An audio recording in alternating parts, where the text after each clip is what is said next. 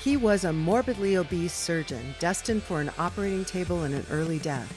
Now he's a rebel MD who is fabulously fit and fighting to make America healthy again.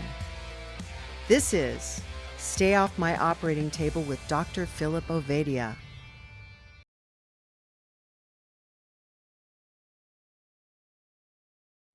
Well, hey, folks, it's the Stay Off My Operating Table podcast. We've got a little different kind of show today.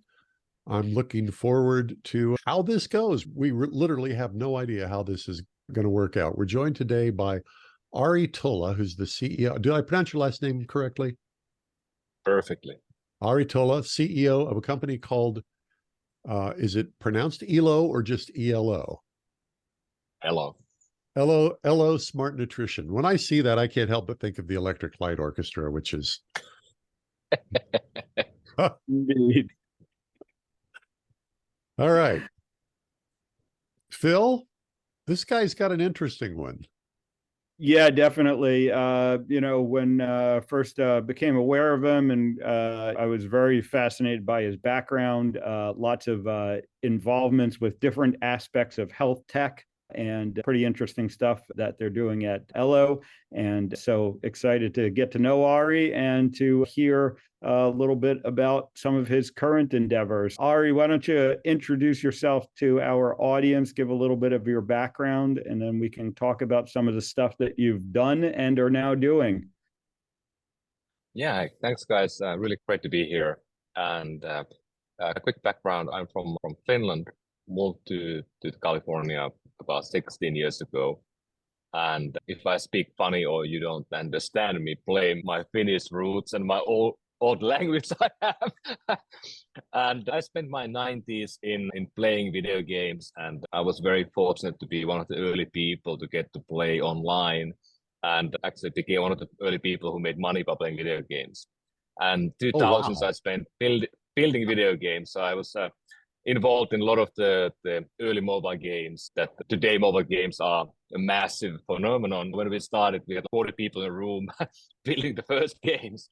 And then 2021, I dedicated completely almost on building two companies, Better Doctor and Quest Analytics, focusing on helping people to access healthcare, finding the right doctor, building a better network of doctors. And the 22s, I think I'm going to spend 100% on nutrition and trying to do a bit of the same thing we did at the Better Doctor and Quest, where we help people navigate care. Now we want to help people to navigate the complicated world of nutrition and food. So on your website, you said that leading Better Doctor and Quest Analytics were a personal vendetta to build a better healthcare system. First of all, I love the phrasing. Secondly, why was this vendetta? Why was this a vendetta, and why was it personal? Of course, maybe all vendettas are personal, but why was it a vendetta? There's a movie that was made in 2000 something called V for Vendetta. Oh yeah, I love the movie. I think we also go rewatch that movie. I haven't seen it for a long time. I need to see it again. You reminded me of that. But yeah, so I've been a tech person. I'm a technologist. I believe in the idea that you can deploy innovations. You can use the new technology to evolve people's lives. And sometimes we take a misstep, like with social media, maybe with the smartphones. We adopt them too hard. We become too addicted, like the gaming as well. But for me, it all started too. My wife, then she was a girlfriend at the time, she had a thyroid tumor. Out of nowhere, a 22, 3-year-old woman has a fist-sized tumor on her neck. That's taken away. Together with goes half the other thyroid. And that, as it often does, it led into autoimmune diseases, conditions that are these unknowns. Today, we know a lot more than we did 20 years ago. And we got a verdict that says fine. So the healthcare system in Finland at the time, it did exactly what it should do. It took away the tumor, it healed her, yet it left her in a position to be medicated for life with the cocktail that makes it impossible to get pregnant. So we basically lost our ability to have a family at that young age. And later we got married. And of course, you start thinking about your legacy, your life. And we definitely wanted to have a family. So we spent almost a decade of our life on trying to navigate that problem, first in Europe and then later in the US. And we talked to maybe 50 different doctors. We went to the Eastern medicine, the Western medicine, and finally we got help from a person who navigated us into kind of like a anti-inflammatory diet where you eat low carb. We went off meat, we went off any type of carbs, added sugar, and that did help. And today, of course, we know that type of diet can treat type 2 diabetes, it can heal it and reverse it, it can help even LSA. Like a lot of different diseases that are complicated and hard to treat can be now helped with this diet. So it did work, and then we found out that despite heavy effort, we had to go IVF, and we got pregnant after maybe 11 years of the work, and then we lost our first son, totally irrelating on this. So it's like this whole long paddle that ends up into the worst possible scenario for the parents. And I decided a few years ago to start talking about this publicly, because now we have 2 healthy, beautiful kids, 1, 9 and 5, and our life is great, but it was really hard for a long time. And many people don't talk about these things like losses, and many people get miscarriages, many people lose their children, and they keep it inside, and in the end it eats you alive. So that became my vendetta, in the sense that I was in a European healthcare system where you are getting a doctor who you get. You don't really have a selection bias or problem like we do in the US. And then I came here to California. I was, very fortunate to have a big company. I was at Nokia at the time, and you get your stuff back in Europe and they ship them here. They give you an apartment, your keys, and easy migration in a way. We got this golden card, one of these Cadillac health plans. You can go to any doctor you want, and there are a million of them, and we didn't know who to go. And we were vulnerable, we were weak, we were looking for solutions. So we navigated the healthcare system for a long time and felt that it's really difficult. And that's where the idea of a better doctor came to be. And of course, along the way, food became medicine for me and my wife, and we have the children to prove. So I'm been a fervent believer of food as medicine for a long time. And when we had our loss, we decided we sold our stuff. We pumped all the money into one fund, and we started to invest in startups. That's what I know. So we did that, and we've been investing for small amounts of money, but 55 companies. And we've been investing a lot of food tech and health innovation and human performance type of companies. And some of them are now doing really well. So we learned a lot along the way. And I really wanted to build the third company in healthcare in the space of nutrition. Yeah, great story. And as a heart surgeon now for 30 years, deep in the quagmire that is the medical system, certainly appreciate you recognizing and the problem that exists, and that is how to find a good doctor. And it's something we talk about a lot on this program, actually, because whether you're in Europe and get assigned a doctor, or you're here in the US and your insurance plan basically says, well, go see the guy down the street, it's very hit or miss. And unfortunately, doctors are oftentimes handcuffed by what they can do and what they've been taught and their knowledge base, and may not recognize the power of nutrition and the food that we eat. Very interesting to hear how you experienced that and came across it. Talk a little bit about technology and health, because one of the things that's always amazed me about the healthcare system is, yes, we have a lot of cutting edge technology and new instruments and tools to use for surgical procedures, all of that stuff. But at the same time, we still use fax machines and beepers. And it always really amazed me, that dichotomy, how technologically backwards we can be at the same time while having all of this cutting edge stuff available to us. So I'd love to hear your perspective on tech and healthcare. I think I have a little bit unique background in a sense. I've been really lucky to be able to witness firsthand the internet. Like happened to be in the right place as a kid, and I was connected, I don't know, 93 or something like that. One of the first people in Europe.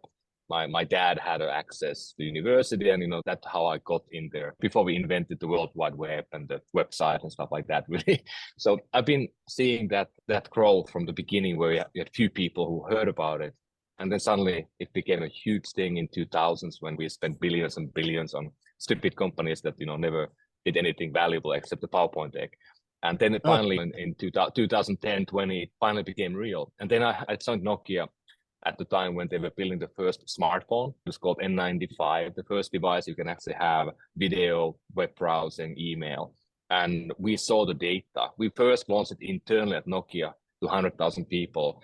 And we were like, what's happening? Because the people were starting to use it in a way that was unbelievable. We had 4 hours of use time. It used to be 20 minutes of phone calls. And nobody was making phone calls anymore. So it completely went upside down. And we knew immediately that this will change the world. We were the first people probably in the world to know that. So that was a really interesting moment to be. And then if you think about the healthcare, and I'm coming into healthcare from very outside, from the bleeding edge of tech. And the problem we have is that we have not, because of certain regulations and the fragility of the system, we haven't been able to adopt the basic things yet. If you think about the digitalization, it's a word we don't use a lot anymore. We used a lot 10 years ago. But the idea is that the industries are moving from the offline to online, of course, means that we go off paper. We go into databases, in the cloud, where we can actually look at the data in scale. And then, of course, we went mobile to make the user experience better, to have this sort of a always-on mentality where you have a phone with you, and the other side, the customer also has a phone, you can interact with it. And of course, today we are talking mainly about the AI, but you can't really do machine learning and AI before you have moved the industry into the cloud. And that's still something we are doing. And I've given many talks about this topic, and it's a long story, but maybe one point that is interesting for people, think about what is already an industry that went through this change. First, you have travel. How many people go to travel agent? We don't probably even know if there's a travel agent anymore anywhere. How many people are buying CDs or DVDs? I think the Netflix stopped sending DVDs like 2 weeks ago. That was the business they started, and they stopped it. So it's all digital, everything. And it's so different today. We are all cutting cable. Nobody has cable in 10 years from now. It's all going to be off. And we are paying now to 15 different places. I don't know, it's better to pay the cable company or pay 15 different people. Then we can debate about that. But the point is that those industries already moved online. And millions of people were displaced globally. There were millions of travel agents. There were millions of people doing these things before. And now what we have at the moment, we have automotive. Think about your car. 10 years ago, none of us had an electric car. Now all of us are buying an electric car because it's a better car. It's, of course, environmentally nice and it accelerates faster. It's easy to plug it in at home. It's just a better thing.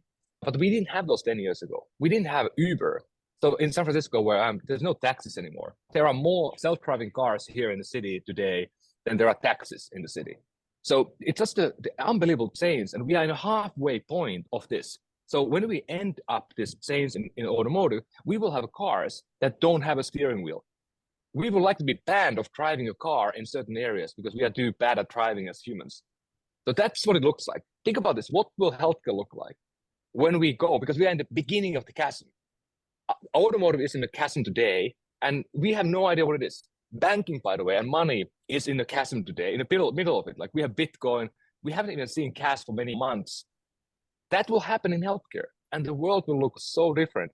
And I have huge amount of empathy for any doctor, any caregiver, anyone working in the healthcare system, because by default, and you guys know better than anyone, that healthcare and the patient interaction is all about data. You are analyzing the patient, you look at the face. We have an unbelievable ability as humans to look at your face and see if you're healthy or not.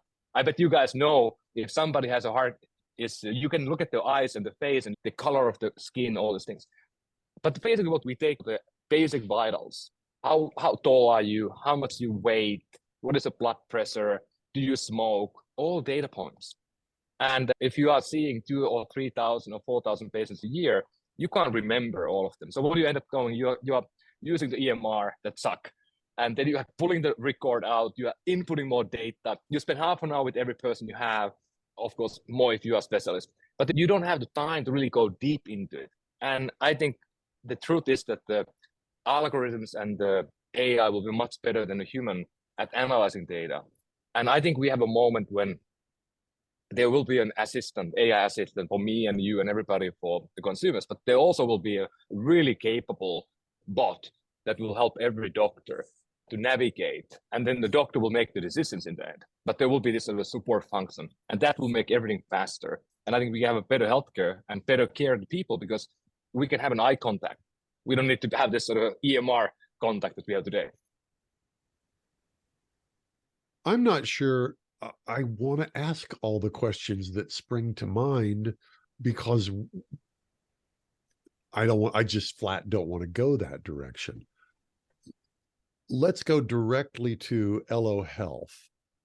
I went online and did the personal survey. I thought it was really interesting. I don't want to steal your thunder though. Tell us about ELO Health and how you're helping move the healthcare technology farther along that S curve that most industries are going through. I thought it was really interesting. So I decided to, maybe 3-4 years ago, I decided to take a stab at this new idea. And I had thought about it for a long time. Like I said, I had been helping and investing in companies in the space already. Some of them are doing amazing work, like, Verda Health, who is reversing type 2 diabetes and has done that for more than 30,000 people today. Amazing company, maybe one of the most impactful companies we're going to see in healthcare. So I was learning from these masters and trying to look and what I can do, what I can bring to the game. And I'm relatively good at spinning an idea, raising money, getting people around, rallying it. I got my 2 co-founders to join. I have my longtime co-founder, CTO Tapio, we've been working together 17 years every day. So it's been a long battle. I think this is the 5th company that we're working together now. And then I got a longtime friend also called Mikko Silvanto, who joined, and he had been at Apple for decades. He was one of the designers in Johnny Ive's team. So one of those 10 people who made all the products we use every day, the headphones and the laptops and the iPads and iPhones and so forth. So we decided to look at this. What can we do? We can raise money, we can assemble people together to build an idea. And we wanted to validate this food as medicine. What needs to be done to validate that it can work? And many people already know it works, but what do we need to validate so people can really believe and see the outcomes? So we started from this concept that, okay, we want to build a system where we are assessing people in the beginning. You talked about the questionnaire, the assessment we do. So how can we assess people? We can do a health questionnaire that's been done by every medical practice in the world for the last 100 years. It's a beautiful method of collecting data. You can make a really good questionnaire in a way that you can actually really understand a lot about the person. And you can use that to then analyze what the needs are. You can also do, as many of us do all the time, blood biomarkers. So we built a blood biomarker collection system. So we can send an at-home collection kit to people and they do finger prick and we analyze the data. Very close to the data that you get from any function today. And then we also decided that because we've been working for so many years in this area of tech, which is the devices we have now, like the Apple Watch and the Oura Ring and the Whoop and a glucose monitor. So what if we take all that data as well? So we have the wearable data, the biomarker data, the traditional one like blood or urine or whatever, and then we take the assessment of the questionnaire and bundle that together, throw it to the AI, and see what the AI can do to recommend you the right nutrition that can help you to achieve your goals, maintain your health, or even help you gain better health. And that took about 2 years to build the system. And now we've been live running thousands of people through it.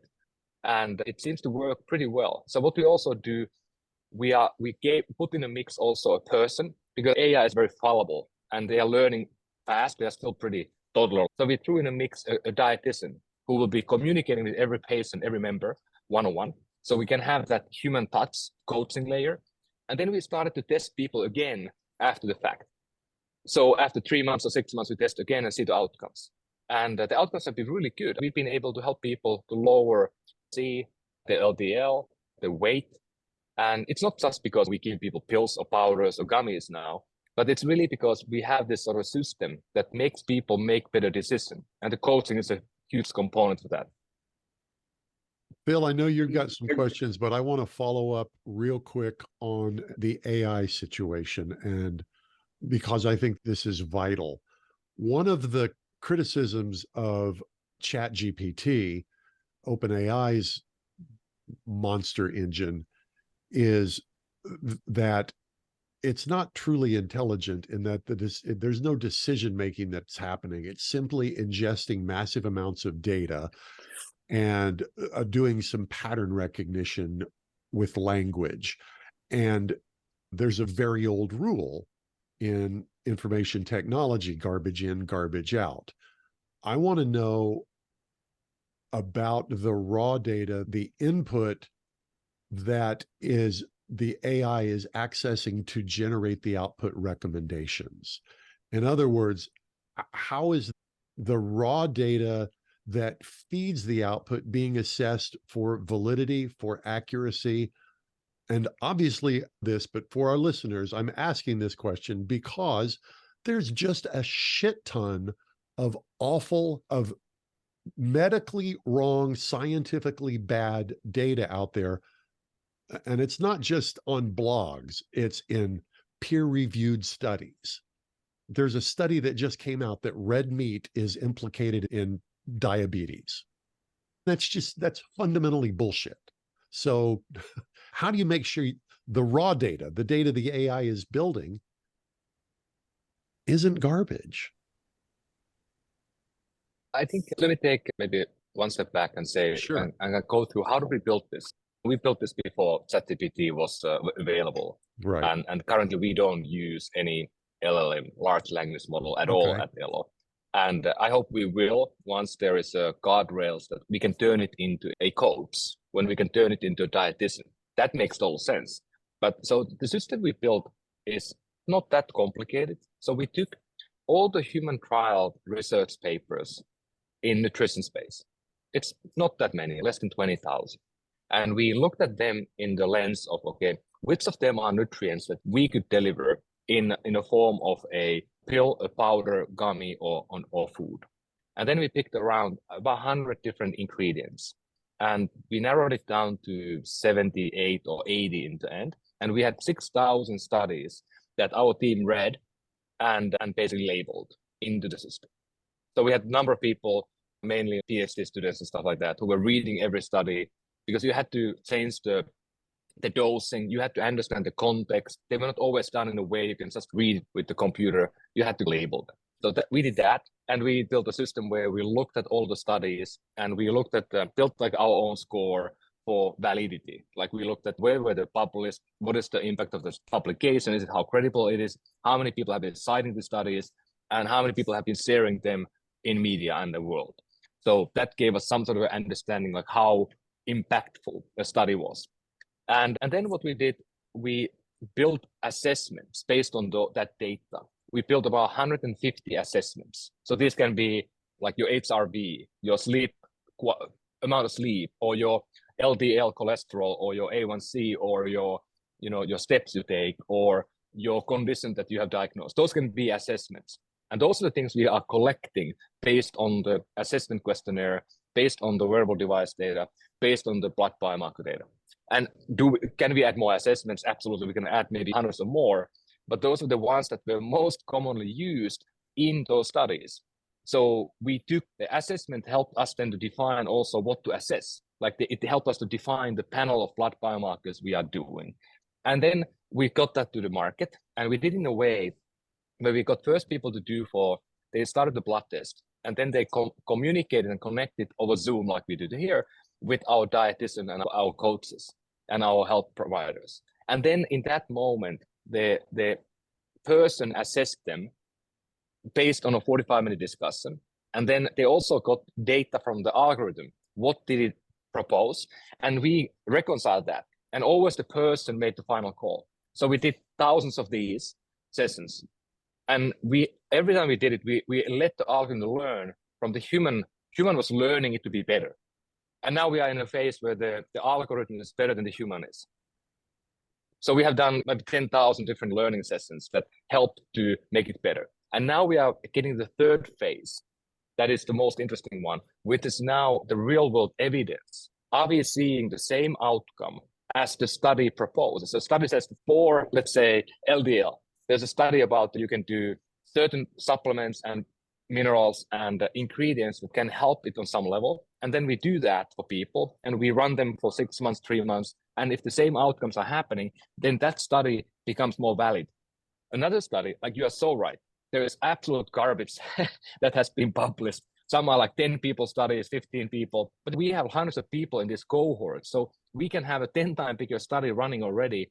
And every person in our ELO program is basically an N of one in a clinical trial that's ongoing.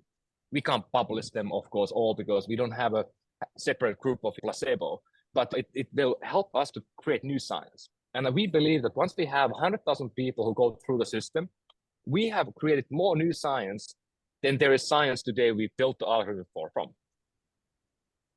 Yeah, such a fascinating approach. And that kind of leads to the question, how much validity do we give to the randomized, controlled, peer-reviewed studies that are out there versus the thousands or tens of thousands, or when you get up to millions of N=1 type studies like you're talking about? And you mentioned Virta Health before, which I believe you're invested in. And they're such a great example of this, because the standard dogma that I had learned, certainly, and doctors are still learning today, is that type 2 diabetes is a progressive disease. It is not reversible. And now here we have Virta Health, and of course, the work that myself and many of my colleagues are doing, showing over and over again that, yes, you can reverse type 2 diabetes. Where does that balance come where tens, hundreds, millions of N=1 versus, well, the randomized controlled published study shows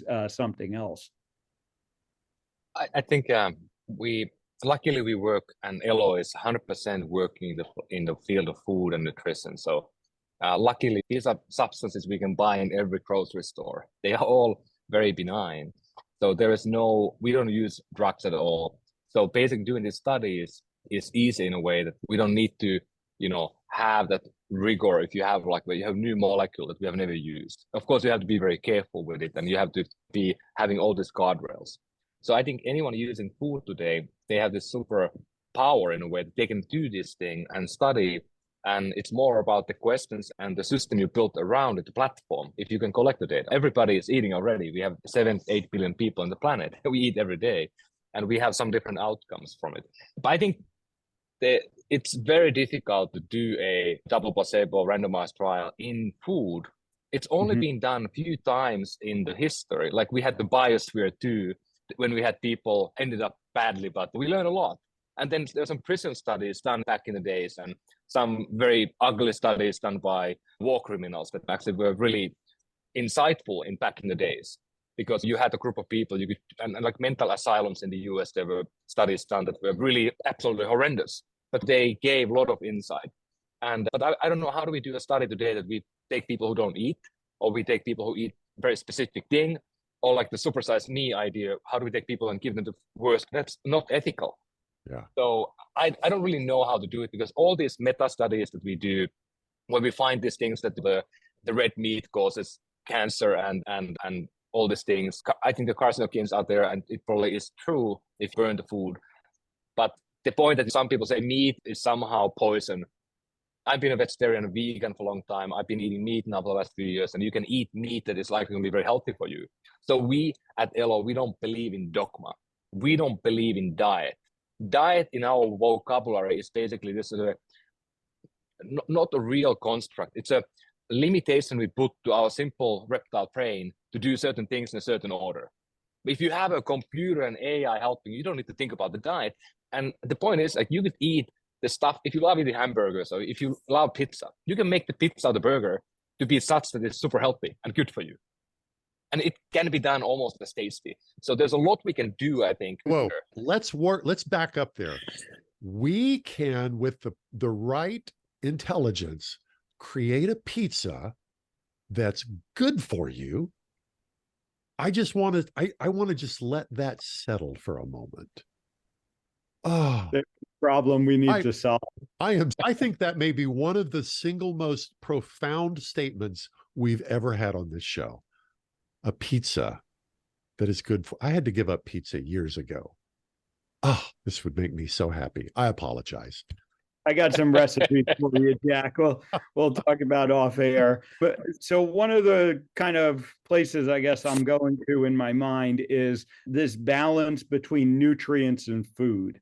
Because some might hear what you're saying and interpret it as, we don't need to eat food anymore. We just need the computer to tell us what balance of nutrients we need. And we'll just pop the whatever it is. You guys have gummies, and I'm not criticizing the gummies, but theoretically you say, okay, here's the super gummy that just has all the nutrients you need, and we don't need to eat food anymore. Yet, obviously, as human beings, we evolved eating food. So how do you view that balance? My company is not a supplement company. We call what we do smart nutrition. So we are trying to build systems that are helping people, like I said, eat better and get healthier. And you guys both know that that is very doable and not that difficult. It just requires a lot of behavior change and a lot of education, and sometimes it's too difficult for people to do.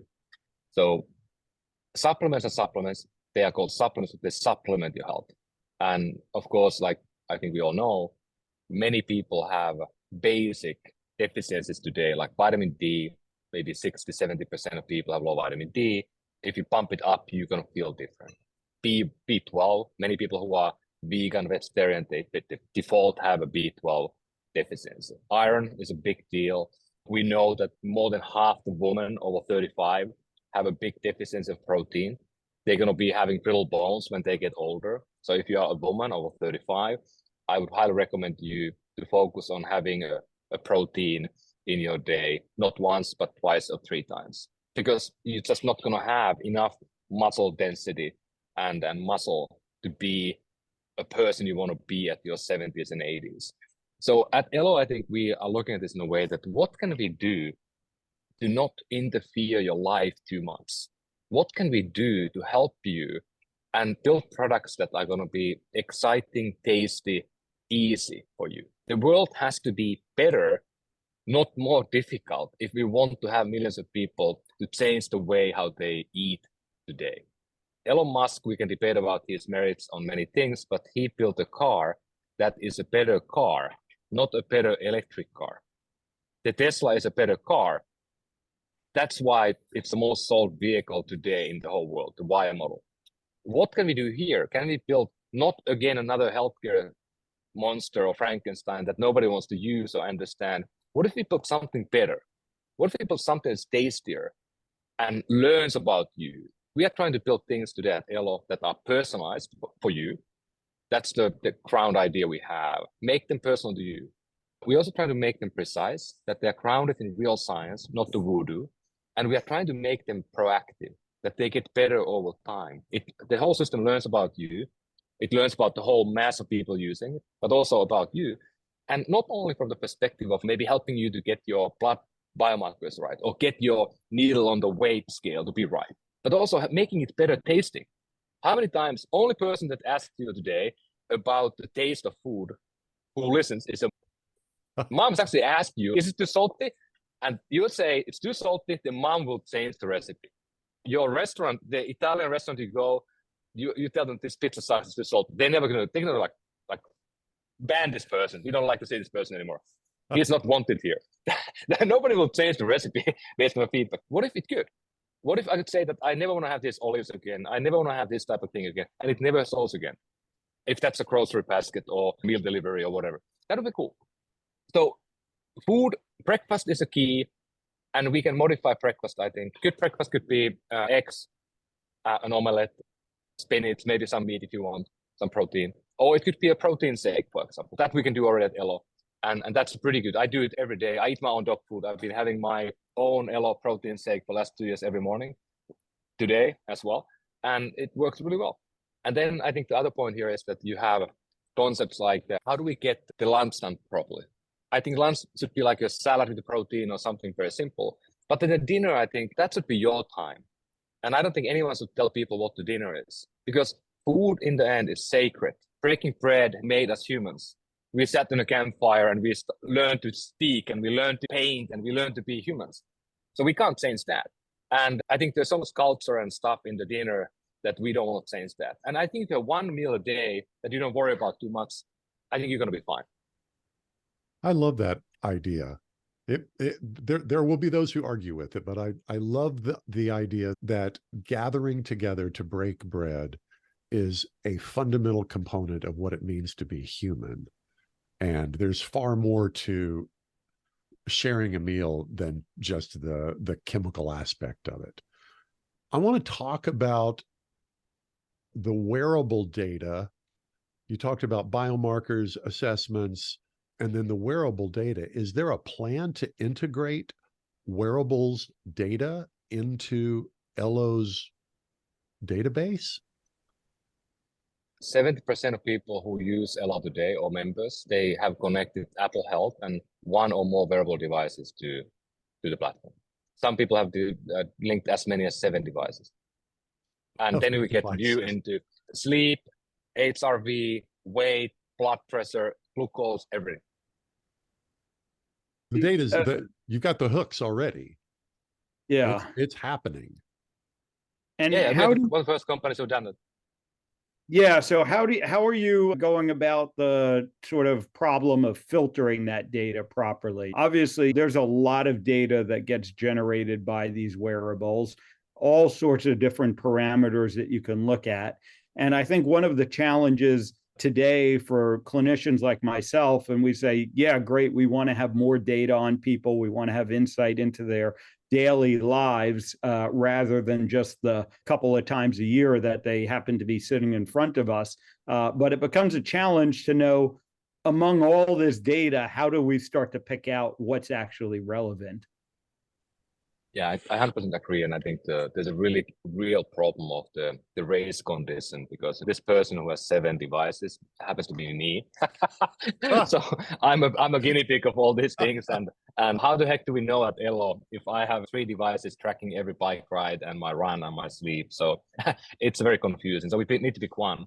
And that's not going to be a trivial thing to do. The more data we have, it's not only about the race condition, but also the comparability of different devices. They all calibrate differently. They are all maybe okay in their own way if you compare only that data. But if you take this data and that data, it's the same as a blood testing. You go to I'm a member of Kaiser Permanente. Maybe a year ago, I went to every Kaiser lab in the Bay Area at the same time. I basically gave them my blood at the same time and did the same panel, and the results were very different. So even in a high-end hospital, you get different results. So there's a 20% error rate on basic biomarker results. I want to make a point to people who said that our system sucks because we have maybe 10% variance. So the variance happens in every lab depending on calibration and stuff like that. But I think practical example. So we do not use all of the data yet because I don't think we have human understanding yet on what HRV means in daytime. We are starting to understand it, but we are not going to be able as a company focusing on nutrition to be building like these fundamental theories. We have to have partners who are developing them. And there has to be science that already is established. We can't create the new science. It's too much work for us.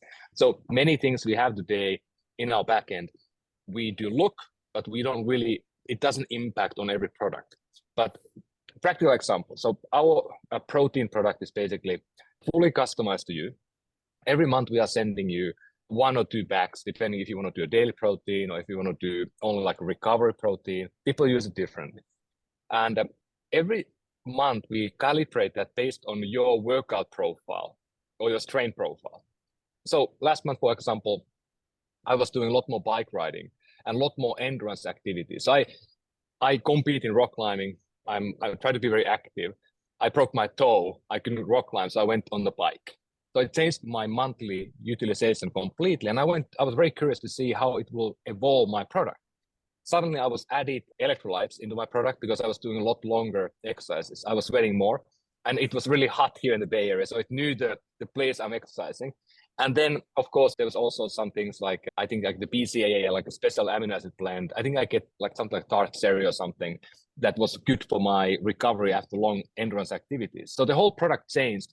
And it was no carbs before, and now it was added carbs for the recovery. So that's how it works. And after every workout today, when I use Strava, I use Apple, whatever I use to track it, it will tell me after my workout how much of that recovery product I need, the dosing. So it built a real-time dosing there. So that's pretty cool that you have this daily feedback loop, and then you can utilize the wearable devices in a very new way. So that's what the app is for on the phone. I was going to ask you, what's the app doing? App is the connector because we use Apple Health as a gateway, and it's not really known broadly, but Apple Health is this unbelievable platform that is using the Fire APIs to connect to the EMRs, to the backend of healthcare. So I can connect my Kaiser Permanente, I can connect my Quest Labs, my LabCorp data into Apple Health. And then I can also, of course, connect all my wearable devices. So the Apple is the gateway, and we use them because it's so easy for you as a consumer to go to Apple Health and you can turn it on and off. You can turn on and off whatever you want for ELO or other partners you want to share the data with. Or you can even share it to your doctors or your other health systems from there. So it really is becoming this real health gateway. And it's a bit surprising. Many people haven't really followed that, but they have built a really robust platform for that. Okay. So well, that's simple. no, just amazing. So how far away do you think it is that you'll be able to really design full meal plans for people and give them the shopping list and the recipe, and taking in all this data and saying, this is what you should be eating in a day? And some of it's going to come from the protein powders, like you mentioned, maybe, or the gummies, but a lot of it's just going to be whole real food, and helping people to understand how to construct that meal plan. We do that all already. So our platform is building a whole nutrition plan, and that can be delivered in multiple different ways. So it's just about how quickly are we able to integrate these pieces. Like next year's, I think we need to integrate to meal delivery. Think about like your DoorDash or Uber Eats. We need to integrate to your grocery delivery. Think about like Amazon Fresh or Instacart. And I hope we can also integrate into that you walk in the restaurant and then you open the app, it will tell you what to eat. We have the menus, but there's a lot of, every one of these ideas is something that will take a lot of time, a lot of work, because it's not easy to do it nationwide. I could do it in San Francisco today, but to do it in a whole country is hard. And we decided at ELO that our focus is about taking the data from your body. We talked about these different modalities, and then turning it into the plan that we can then deliver for your home, to your kitchen counter. So today we are shipping you the protein product, we are shipping you supplements, and we are shipping this new amazing custom-made gummy vitamin that we 3D print 7 layers into one gummy, representing 7 pills. We have 300 million combinations. We launched the product last week, so it's like unbelievably exciting for us because we wanted to do something better than the pills. People don't like taking supplement pills, so can we make a better modality? And I hope next year we're going to see more products. I think the biomarker testing will probably get much more robust, much more complete than we had before. But it will take years to build this. But in principle, the same algorithm, the same system could basically go and order you the meals or the groceries from DoorDash or Instacart. I'm looking at the gummies, and 2 questions. Why did you choose gummies as a platform for the vitamins and supplements? And second question, talk about the 3D printing. That's so cool. When we started the company, I love science fiction, and I'm a big buff of Star Trek, and Star Trek Replicator was my kind of idea. That could we build that? Could we build a device at home that could just print you the food, not just like a gummy, but like a whole meal? I don't think we can do it today. I think we can do it in a decade from now. Like I said, I think we can do very different things when the time goes forward. We have a robot at home who can do this. The gummy was this idea that came from a lot of children. We all have kids, the founders, and our kids they were looking at pills we were creating, and they were like, what are these? Vitamins are gummies in their mind. And we were like, the kids don't even want to take the pill. They're never going to take the pill. They can take the gummy. And then we talked to a lot of people, and people were saying that the gummies are the future, and we love gummies. And why they love gummies? It's easy, it's convenient, fun, it tastes good. And the pills are they smell bad, they're hard to swallow, and they are associated to unhealthy behavior or unhealthiness, because medications is supplements are about staying healthy. Pills are about avoiding or not getting more ill in a way. So that was the talk in the beginning. And we then looked at the idea that could we do this differently? I was traveling the whole world to look for partners. So we found a partner who can do hand-packed protein powder with all these 100 different things. It was hard. We found a partner who can do pill packs with 100 different pills in the one pack. Super difficult. And then we found a partner in England, actually, who was able to do this. And we worked with them for 2 years to build this modality. And now it's live, and there was a lot of blood, sweat, and tears went into it because it is a very new thing. And we had, for example, to do a study to validate that the gummies are equal to the pills. So we took vitamin D, the most common deficiency, and we did a study with 40 people on the gummy side, 40 people on the pill side, run it for 90 days. We tested finger prick venipuncture in the beginning and finger prick venipuncture and then same outcomes. So we kind of know that in most cases, I think the gummies are equal to the pills. And of course, we had to dose them differently. Most gummy vitamins have, let's say, 200 IU of vitamin D. We pumped it to 2000 IU per layer, and it's 7 layers. So we can have 40 different ingredients in any composition of the layers. And we have 8 flavors. So we have 389 million combinations today when we launch the product.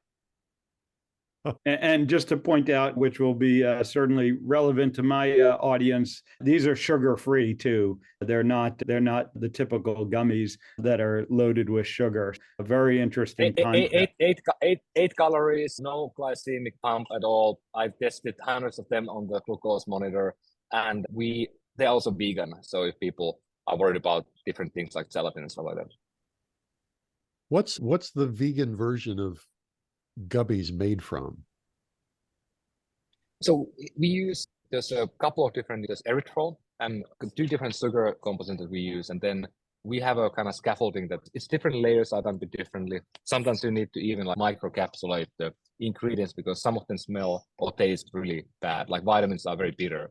So to keep the taste good.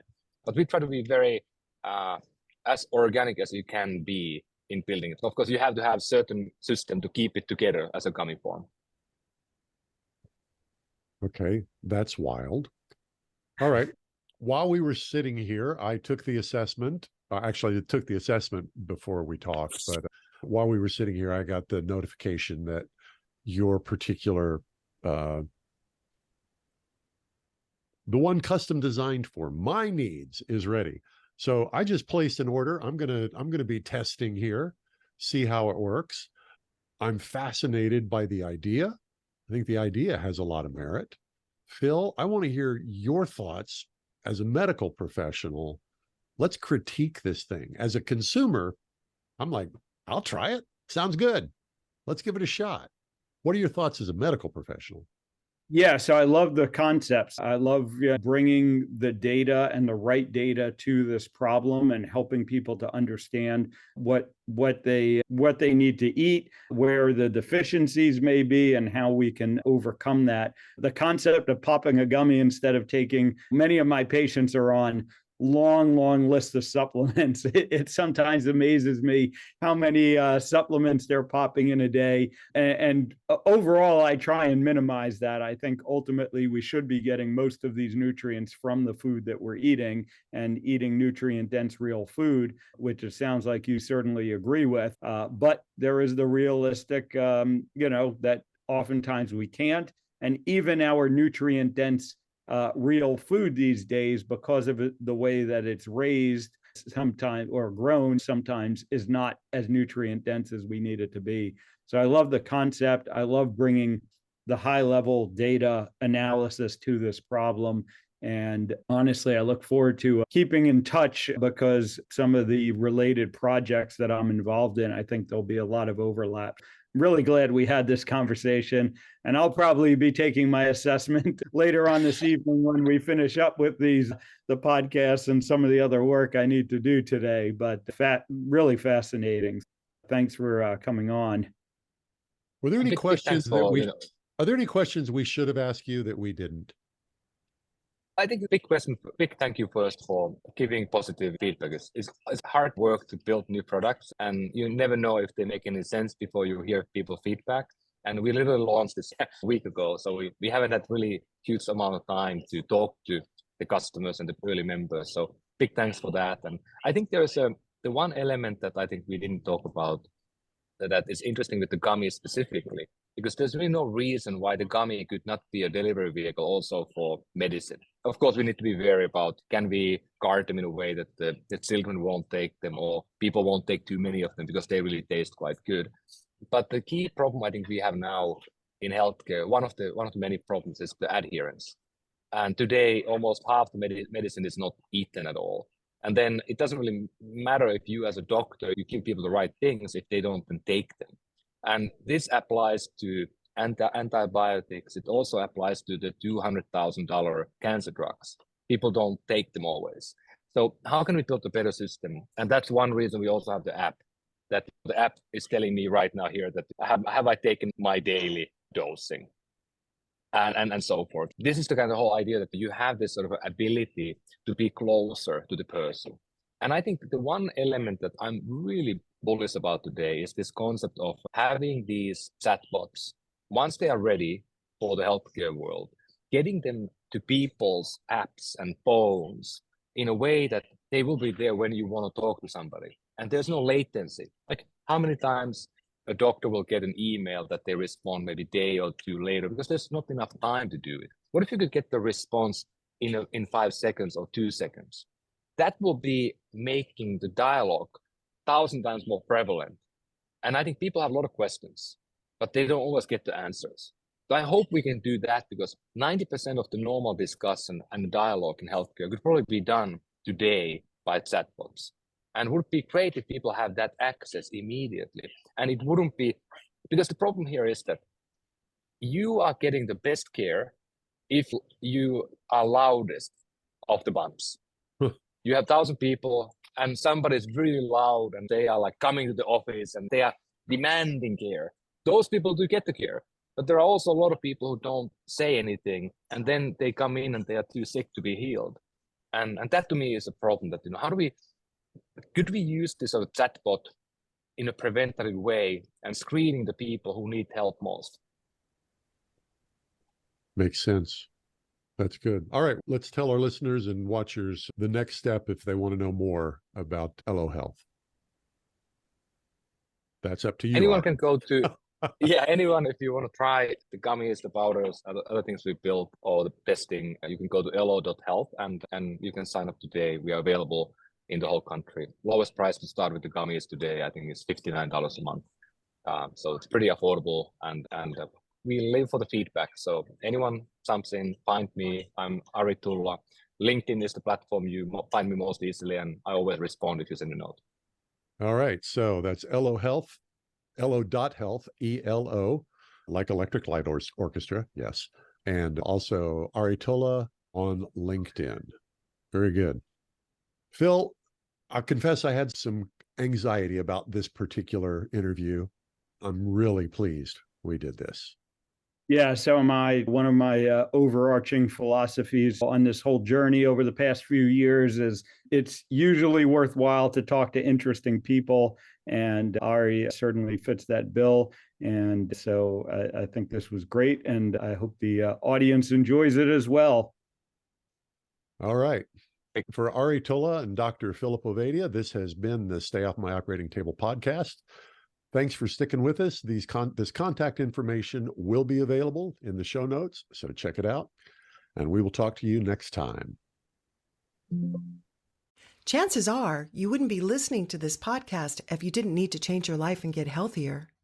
So take action right now. Book a call with Dr. Ovadia's team. One small step in the right direction is all it takes to get started. Contact us at ifixhearts.com/talk. That's ifixhearts.com/talk.